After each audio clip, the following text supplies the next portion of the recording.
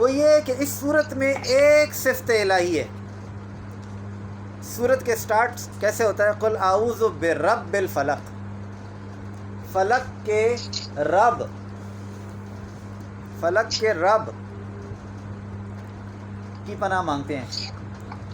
اور آگے کیا چیز ہے؟ اس کے ساتھ 3 چیزوں کو جوڑا ہے: تاریکی، جادو اور حسد. رب کا نام لیا ہے اور 3 چیزوں سے پناہ مانگ رہے ہیں: تاریکی سے، جادو سے اور حسد سے. اور سورہ ناس کی طرف اگر دھیان دیں، اس میں پہلے 3 نام ہیں.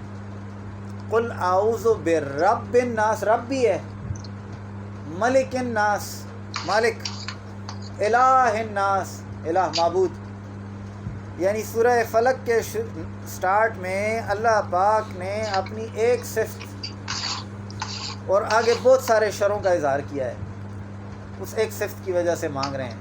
اور سورہ ناس میں 3 ناموں کا استعمال شروع میں کیا ہے اور آگے پناہ مانگی ہے. اس میں 1 ہے اور اس میں 3 ہے، تاکہ اس بات کا پتہ چلے کہ دین کی حفاظت جان اور جسم کی حفاظت سے مقدم اور زیادہ ضروری ہے. ادھر جو فلک میں حفاظتیں ہیں وہ جان کی ہیں، ادھر ناس میں جو حفاظتیں ہیں وہ دین کی ہیں.